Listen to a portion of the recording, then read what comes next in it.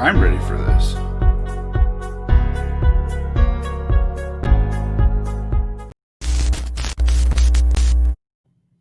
Happy Monday, everybody. How are we doing today? Are you ready for this talk? I don't know if you saw in the notes what my talk's going to be about today. But if you did, it says where you came from. One of the fun talks a parent gets to have with their kids is the birds and the bees. I was talking to Pastor Fred this last week, and sometimes you don't even get to choose when you talk to your kids about it, because the kids your kids hang out with at school or at lunch or on the bus can kind of dictate whether you need to have that talk sooner than you're ready as a parent.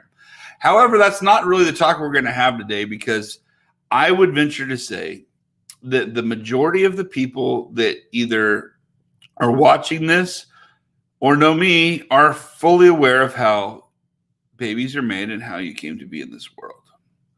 So we're going to just skip over most of that, and we're going to skip right to the part where you are a winner because you were the fastest swimmer.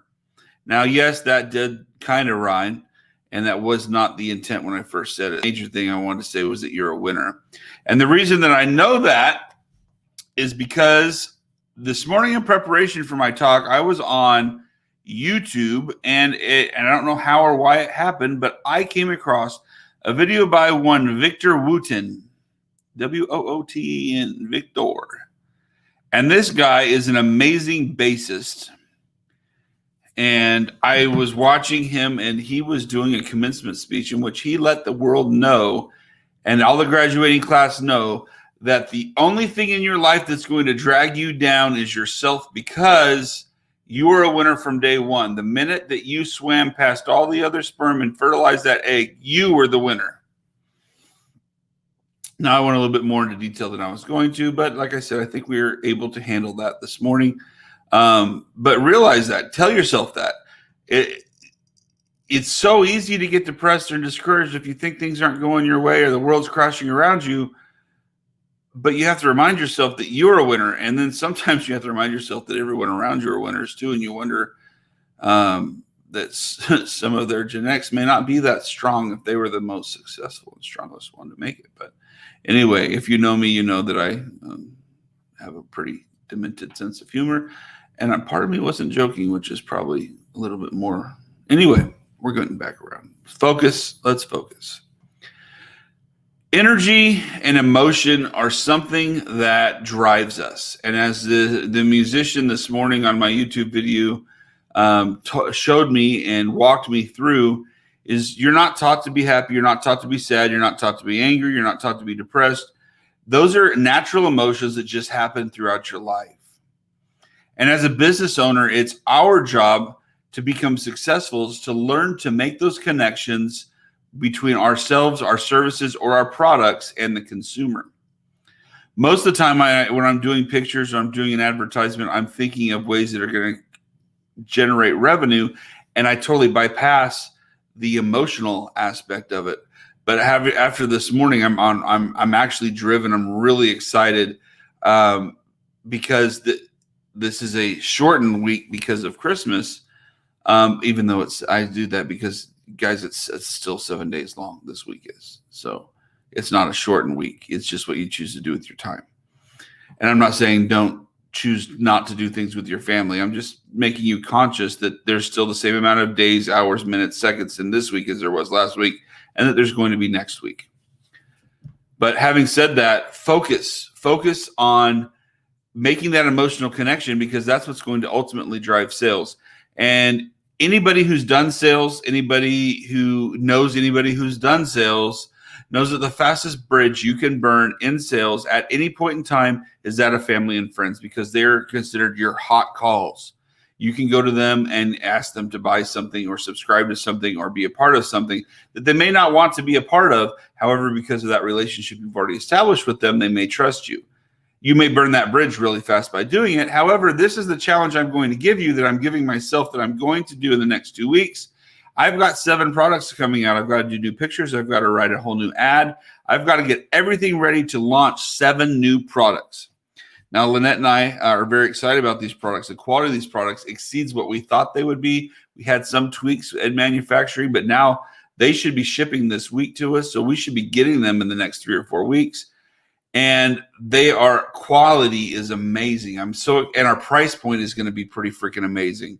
We're $20 for a good size rug that is amazing in quality. Literally blows my mind. We should be, we could charge 30 bucks a piece easily, but we don't want to be those people. We want to make sure that we're passing a good quality savings while keeping our name intact onto our customers. So anyway, I don't know where I was going with that, but we love you guys. Anyway, man, is that all I was going to talk about? 6 minutes in, I surely was going to have a 10-minute talk today. Christmas is coming up. No, that's what I was talking about. See, I can talk myself back into talking some more. Make a list of emotions that you want your product to connect with your customer, and then get samples of your competition, get samples of pictures of your competition, get samples of pictures that you've already taken, and then just have your family say which one of these would you buy and why. Rank them from 1 to 10. You tell me what connection draws out this emotion. Because even if it's not to purchase, if you as a business owner want this emotional connection to purposely be made between your product and someone else, poll your family. It's free. You're not asking for anything. You're not asking them to say, is this good or not? Would you buy it? Will you buy it? I need you to buy this right now because I need to rank. It's not what you're saying. What you're saying is what's your opinion? I value you. You mean a lot to me. I value your opinion. People are willing to buy stuff from you if you value them more than they are if you just want to use them. And I'm not suggesting that you want to use your family and friends. I'm pretty much the opposite, but I think that perception is given off more times than not, even though that's not what we want to give off as business owners. So love your family, love your friends. This is always a time of year where you come together and you want to portray that love. You want to show that love, and you don't want it to be confused with something, but be careful and purposeful when you choose your words. I value your opinion. What do you think of this? I want to know what you're thinking about this so that it can better my business. I value you and your opinion to the point where I'm asking you before I put this out there what it is. And then they may get excited about it. Believe me, once you guys get to see what we've got going, I'm excited. I can't wait to get other people excited. So, hey guys, it's 8 minutes in. I really was joking about the 10-minute talk, but today I will be on even on Christmas Day. It won't be very long. It's more of a reflection on what's going on today, this time of the season. Find your passion. Find your emotional connection with others. Find your emotional connection with yourself. Stay true to you is something that I think is very important. Stay true to you. Don't deviate from that for any reason. Don't lose yourself in any of this. I love you guys. God loves you. So do I. We'll see you guys tomorrow morning. If you're traveling over this week, be safe, be careful. Let us know where you're going so we can pray for you. Again, thanks. We love everyone that pays attention and listens.